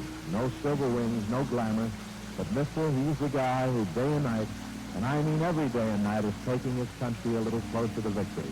Good night, fellas.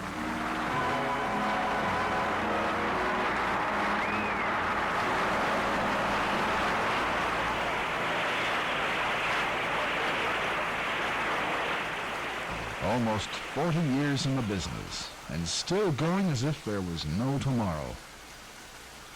Time now for one more long-distance runner. No, better make that 2. Remember 79 Wistful Vista? This was the address of Fibber McGee and Molly, one of radio comedy's more durable married couples.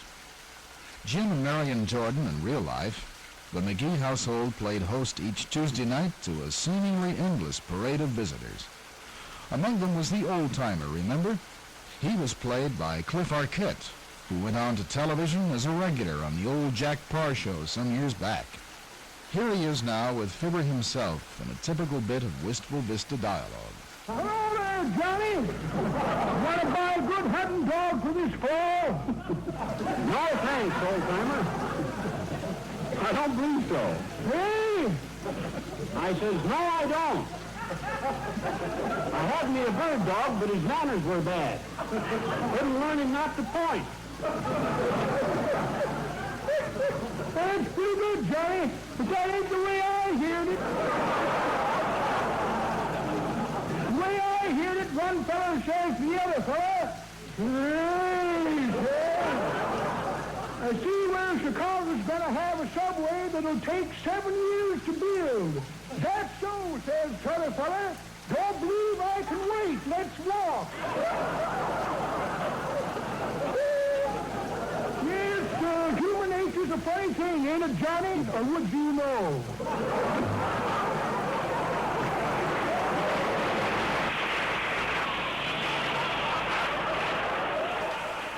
The idea for Fibber McGee and Molly was created by Johnson's Wax in 1935.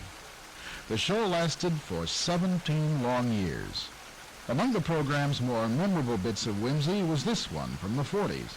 For the final concert of the season, the Whistler Businessman's Band has selected for its opening number an original McGee arrangement of the Pizzicato Polka. I'm sure that when you hear the fresh lilt of this favorite old selection, with its suggestion of villagers dancing on the green sward, with its... Oh, go on and play! Okay, Bud.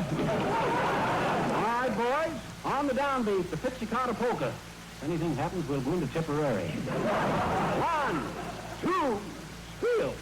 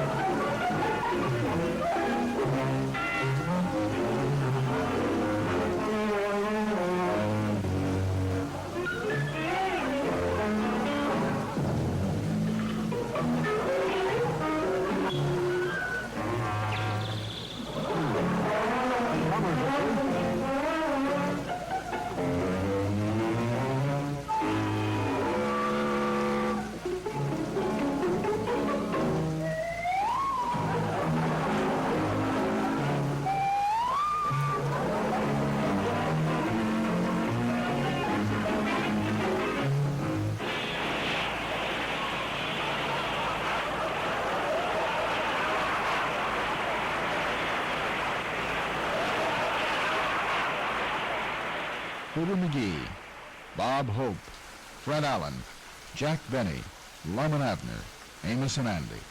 All of them entering the business when radio was still young. The medium wide open then to almost any idea at all, provided it would appeal to the listening public. Obviously, each of the long-distance runners found that right idea, for their public appeal was both tremendous and long-lived. The reign of the great ones spanned 2.5 decades. When the first of them arrived on the scene, the Depression was not yet upon us. When the last of them left the radio business, the Korean War was a very hot issue. In between, the great radio comedians kept us laughing, helping us to forget at least some of the more troubling moments in our nation's history. Meanwhile, what of the rest of radio comedy? As the long-distance runners surged on, do you remember radio? How do you feel, Mr. Field? I feel all right. You want to make anything out of it? You know, gal, your looks kind of appeal to me. You got a face that reminds me of home. Oh, what, where do you live? Death Valley.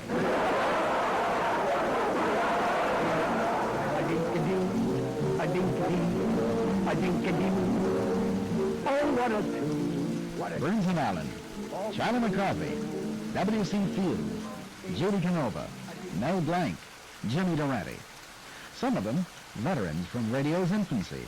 Others, comparative newcomers to radio of the 40s and 50s. All of them witnesses, ultimately, to old-time radio's closing curtain.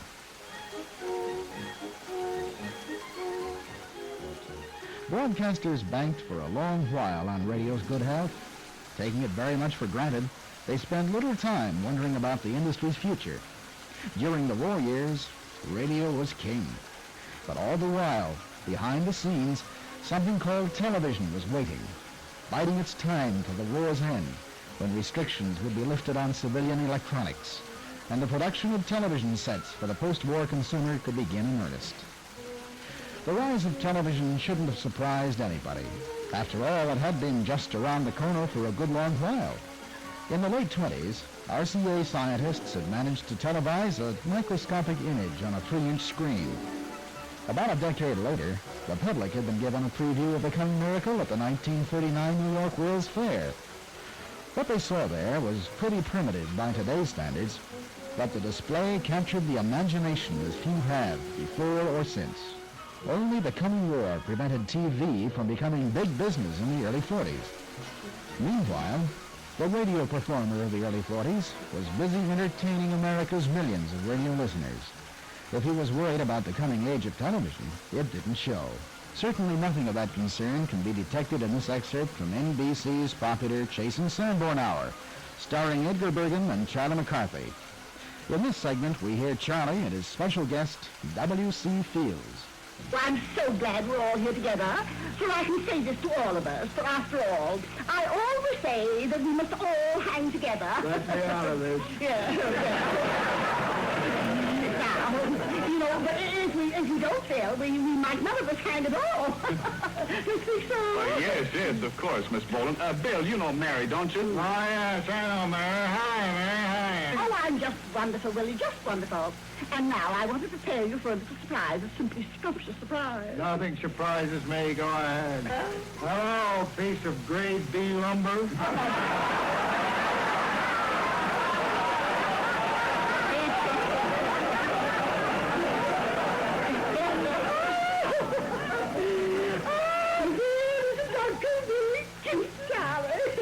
He always says the funniest things. He's so distinguished. He has the most distinguished nose I ever saw.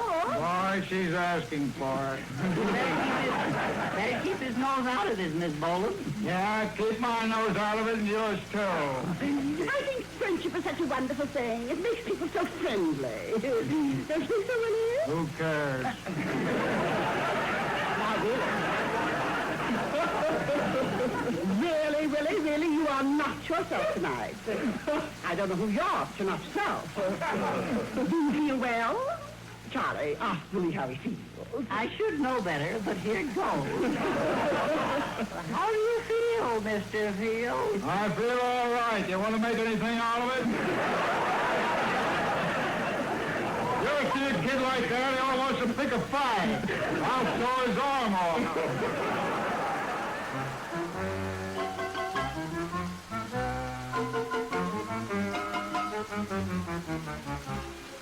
Another very popular favorite at this time was the Baby Snooks Show. It featured the famous Fanny Bryce in the role of Snooks, and Hanley Stafford as her long-suffering father. In this sketch, Daddy starts out on high good humor, but his mood just doesn't last long. Toreador, oh, Toreador. Snooks, we're going to have a great adventure in music this evening. Oh, I want to go see the movie. Nonsense. You'll love the opera. It's colorful and exciting. Well, I ain't excited. Well, listen to what you're going to hear. Just listen. A Toreador, oh, Toreador. Well, does that convince you? Yeah. I want to go to the movie. That's the attitude I'd expect from you. 8, 9. Snooks, stop counting the steps. I'm not Daddy. I'm counting the balconies. Well, stop it.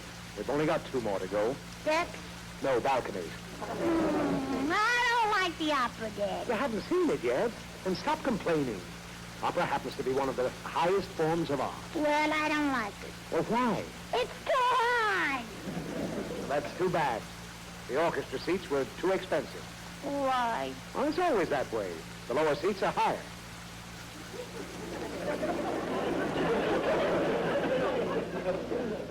The lower seats are higher? Yes.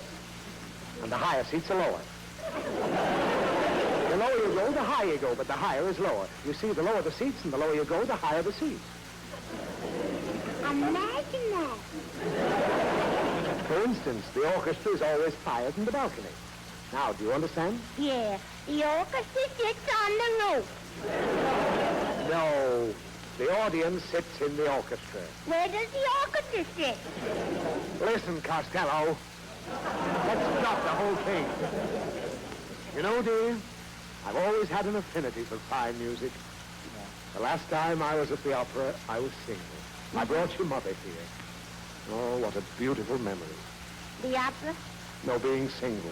Oh, come on, Snooks. The curtain's going up. This is where our seats are. I don't see our seats. Well, they're not reserved. You sit anywhere you want to. Anywhere I want to? Yes. Get off that lady's lap. But you said that... Never mind. Quiet. Pianissimo, please. Oh, the opera's starting. Look, maybe we can get a couple of single seats. There's an empty one right there, in front. Oh, yes. And there's another empty one way up behind that post. Ah. Well, looks as if one of us is going to sit behind a post. I wonder which one. Snoop, you don't think I take advantage of you just because you're a child, do you? Well, do you? Don't I? All right, I'll leave it up to you. Sit in whichever seat you want to. I'll sit right down here. On the other hand, Snooks, you have better eyes than I have. You have a longer neck than I have. For that remark, you can go sit behind the post. That's my daddy. Go ahead. I'll see you during the intermission. Quiet. Pianissimo, please. Excuse me. Oh, thank heavens I'm rid of her. Now I can enjoy the opera in peace. Daddy! Oh, no, not that. Yoo-hoo! I'll ignore her. Peekaboo, I see you. Is that brat your daughter?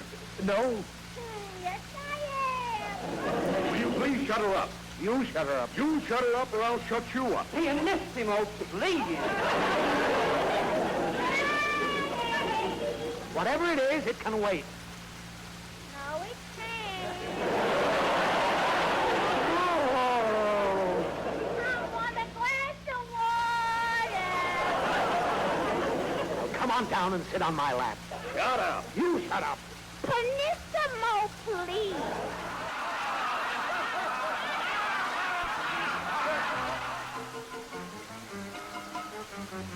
The early 40s were years of deep concern for all Americans.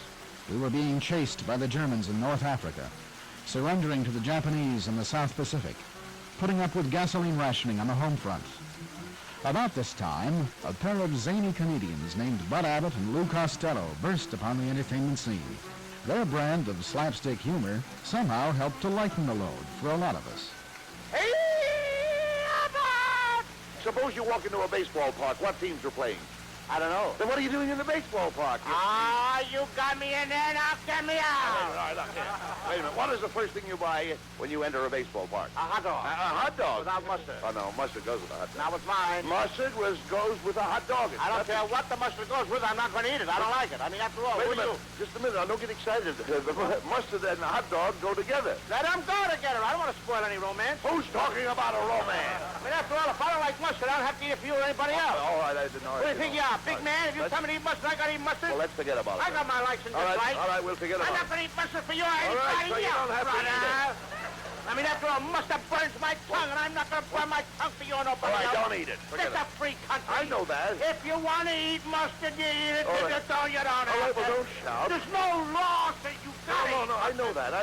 Mustard makes me sick, All right, brother. don't eat, all right. Who do you think you are to tell me I got to eat something that I don't want to eat? Listen, please. I'm a married man. I got a wife and 2 children. I understand that. If I eat mustard, I get sick. I can't work. What happens to my kids? Just a minute. They wind up in the orphan asylum. Hello. You're a fine guy sending my kids to an Take orphan it easy. asylum. Don't get excited. What have my kids ever done to you? all. All right, you got to put them away in the orphan Hello, asylum. this is Come ridiculous. on. Get my kids out of the orphan Now, wait a asylum. minute. What started all this nonsense? Mustard. Mustard. Wait a minute, just a minute. You just don't like mustard. I like Give me a Worcestershire Shire You like what? Worcestershire Shire. Worcestershire short. You can't even say it. Yeah, but you don't like mustard. I love Worcestershire Shire. All right. Yeah. All right, say you walk into a restaurant. You walk into a restaurant, and the waiter places on one side of the table a big juicy steak, and one side a platter of beans. Now, which one would you eat? I eat the steak. You'd eat the steak. You know where that steak comes from? A cow. A cow. I hope. You hope.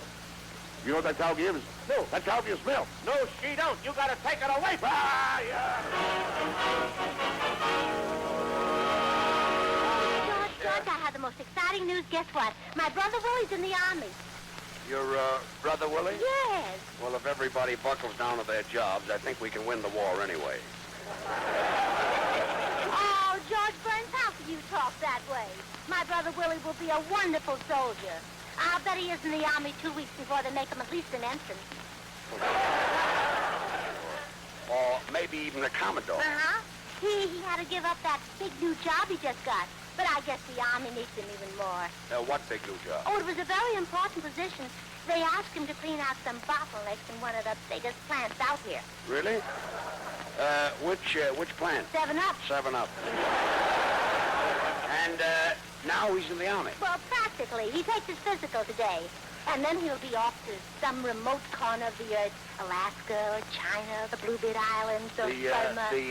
What island? The Bluebeard Islands, Burma. The Bluebeard Island? Yes. You don't mean the Solomon Island? Oh, yeah, that's the place. I knew it had a bunch of wives. You know, George, this must be a very confusing war for the Japanese. A confusing war? Why? Well, they call themselves the Sons of Heaven. Yeah. And the Marines are sending so many of them to the wrong address.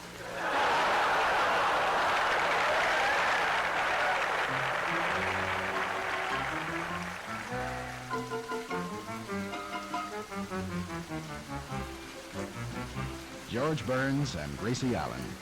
An institution that once used to brighten the NBC spot on your radio dial every week of the entertainment season. Two more institutions thoroughly well known to American listeners were the radio commercial and Texaco's beloved Ed Wynn, better known as the Fire Chief. In this excerpt, we get both for the price of one. The combination has since become a radio classic. What do you want, Joe? Well, I want you to hear a message from John Reed King to the car owners of America. Yeah? What this boy says is sound. That's the trouble, really sound. Car owners, you will enjoy more driving satisfaction per minute and more per mile from Fire Chief Power and Fire Chief Action. Starting right in. Because Fire Chief gasoline is better than ever before as a result of Texaco's intensive wartime research. Ladies and gentlemen, because of conditions over which I have no control, this announcer will continue.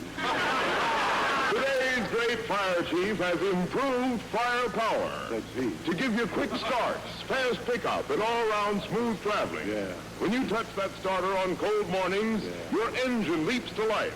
Oh, well, look, John, that's speaking of cold mornings, my uncle's wife acts just like an automobile on cold mornings. Really, Chief? Yes. Whenever he wants her to go someplace on a cold morning, she freezes right up on him, and he has to choke her a couple of times to get her started, you know? Well, that's stuff with automobiles, too, isn't it? When you use Fire Chief gasoline, you get away in a hurry. Yeah. That's Fire Chief Action. Yeah. Fire Chief Starting Power. I didn't get the name of the... When you want quick acceleration and get away in traffic, you get it. Oh, we got action and acceleration going to a fire last night. Really, Chief? Oh, a clothing store on 14th Street burned down, you know. Store hadn't been doing business for years. Oh, was it a big fire, Chief? Oh, yeah. I could see the blaze coming 6 months ago. Oh, it's terrific.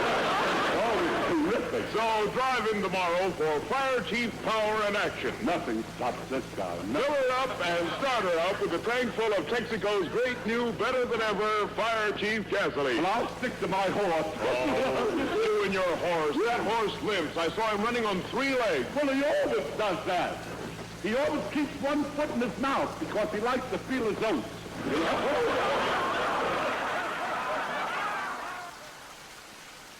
This concludes the first part of this cassette. Please turn the cassette over and begin again on side 2. If you're as much a fan of old-time radio as I am, you'll have no trouble at all remembering this voice. Oh,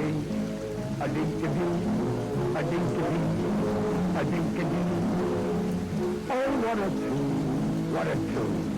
All through.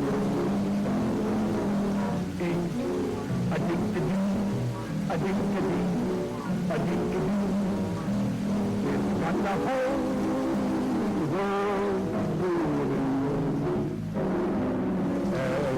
Eskimo bells up in Iceland are ringing their own paradise land singing. A dink-a-doo, a dink-a-dee, a dink-a-doo, simply meaning a dink-a-dee, a dink-a-dee. The great Jimmy Durante, one of the truly monumental figures of show business.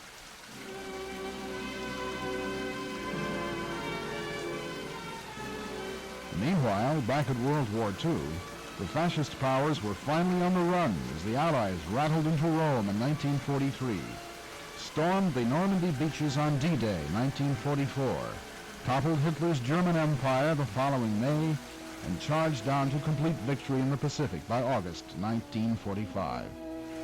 At war's end, radio seemed to burn more brightly than ever. Joy was in the air, and it was reflected at every spot on the dial. Comedy, like radio itself, was undisputed king of the hill, and the entire nation now rocked with a kind of happy, relaxed laughter it hadn't known since before Pearl Harbor. Among the hotter stars of the era was Judy Canova, the hillbilly of the airwaves. Here she is in a typically high-spirited post-war sketch with Mel Blanc, the man of 1,000 voices.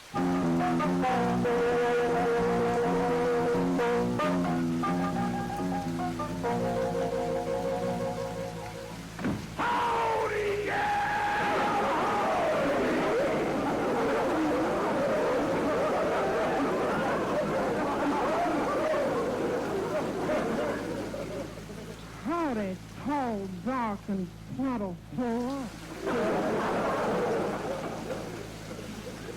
You look like you got a touch of cactus when you walk. That's right. I count on a cactus plant in El Paso. I wondered why you was acting kind of loco. Well, gal, I reckon being alone on the range kind of got me. Living among all them horses and hogs in the cattle country did something to me. Well, it's doing something to me, too. How about opening your window?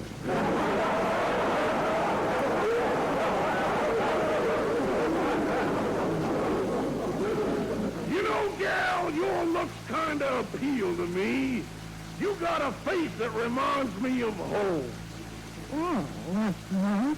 Where do you live? Death Valley.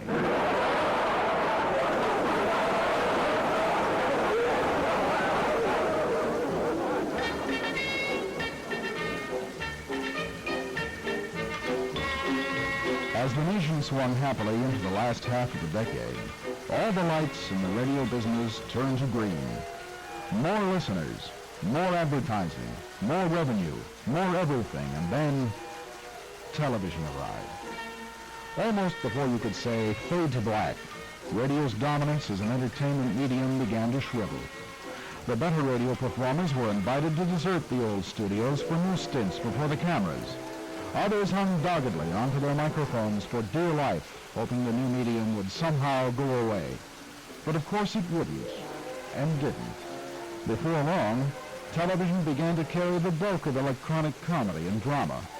In an effort to win back some of its departed audience, NBC Radio in the early 50s introduced the team of Bob and Ray. Played by Bob Elliott and Ray Goulding, the amusing pair brought a new dimension of comedy to the airwaves. Their droll style was low-key, satirical, tongue-in-cheek. In the following sequence, they demonstrate their mastery of the art of what we might call radio of the absurd. Now, Bob Elliott and Ray Goulding presents the CBS Radio Network.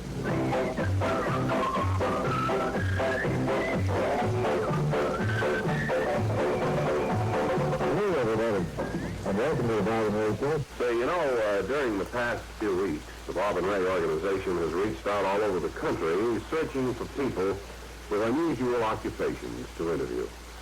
And in our nationwide search, we overlooked a gentleman who has perhaps an unusual an occupation as anybody we've ever heard of. Well, the oversight occurred because this chap works for neutral television, and it just happened that we never ran across him.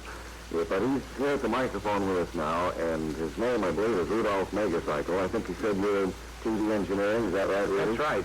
My job is really independent of any department. but the accounting department has put me in TV engineering just to keep their books straight. Well, now, I wonder if you'd tell our listeners just what your job is, Mr. Motorcycle. Well, I'm responsible for that little round glow that you see for a few seconds on your TV screen after you've turned the set off. Well, you mean that little pinpoint of light that stays on after the picture's faded out, is that it? That's right. Well, it's not really a pinpoint of light. It's a hexagonal in shape, actually. Hexagonal? Yes, but it's so small that it probably appears to the layman to be round. Well, yes, it does. I had no idea that the afterglow was supplied by the network. I thought the picture tube just, gave off that little light automatically as it was cooling off. I bet you believe in elves and brownies, too. No, somebody just told me that one time. Well, a lot of superstitious stories have been told about the little light that glows after you turn the set off, but the truth of the matter is that it's a public service provided by Mutual at a cost of approximately $19 million a year. Boy, well, why is it so expensive just to create that little tiny light? Well, it's expensive because people don't all turn their sets off at the same time. We have to have regional offices all over the country, and every one of them is equipped with a mammoth control panel, having a separate switch for each TV set in their particular area. Well, and you mean this glow light is turned on manually for every television set in the country? Yes, there's no other way to do it. When you turn off your set, a buzzer sounds in the regional office. One of our workers then runs over to the control panel and flips the switch that turns on your glow. And maintaining this elaborate network costs $19 million a year, does it? That's right. Now, we've tried on various occasions to get sponsors interested in buying the glow. There isn't room on the little dot for a visual message, but we figure that a voice could just come in and say this glow is being brought to you by so-and-so. Well, you haven't been able to sell it yet, I guess, huh? No, however, we do have one client who has signed up to buy a pale orange glow just as soon as color TV comes into wider use. Color is opening a whole new world to those of us in glow. Well, you seem almost be glowing yourself as you talk about it, Mr. Megacycle. Well, I had a couple of quick ones on the way up, yeah. Well, thanks very much for being with us on the air today, and nice to find this other side of things. As you may have concluded from that excerpt, Bob and Ray usually played to an empty studio without an audience. If there is any significance to that information, perhaps it is that the practice reflected radio's new image. The medium began to see itself in a different way. No longer king radio, it was obliged to leave comedy and the infectious sound of its audience response to television and to that electronic monstrosity called the laugh track. Radio started tailoring itself to a new kind of audience. Folks no longer listened as they used to, seated in their favorite easy chairs. Now it was radio on the go, in the automobile, at the beach. Radio had become a brand new ballgame. A ballgame most of its players would leave, either for television or retirement. Today, the art of radio comedy lies almost forgotten. The same can be said for the sister art of radio drama. To be sure, a tiny bit of radio comedy still survives. Thanks to Monitor, NBC's weekend radio service, such comedians as Bob Hope and Jack Benny will make occasional appearances, and Bob and Ray are often heard as well. But the old magic is gone forever. Magic that for 35 golden years produced a harvest of entertainment unlike any other in history.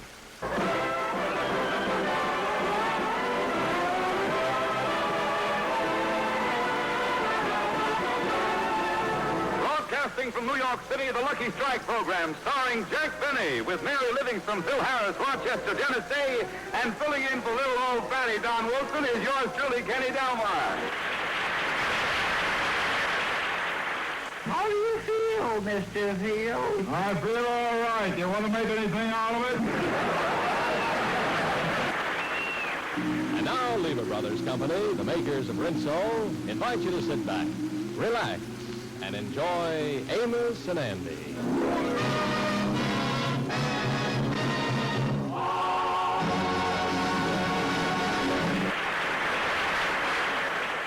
You know, George, this must be a very confusing war for the Japanese. A confusing war? Why? Well, they call themselves the Sons of Heaven. Yeah. And the Marines are sending so many of them to the wrong address. What strange infantry. No silver rings, no glamour, But Mister, he's the guy who day and night, and I mean every day and night, is taking his country a little closer to victory. Good night, fellas.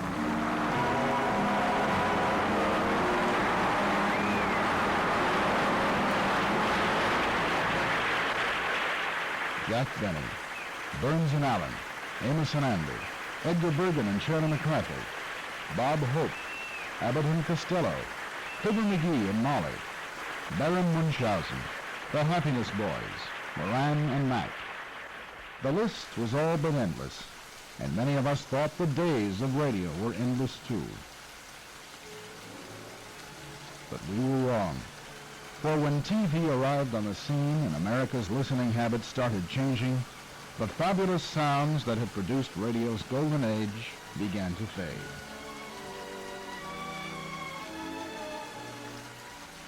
The passing of old-fashioned radio was an event that still continues to be mourned by those who remember how wonderful it all once was. Perhaps you were one of them.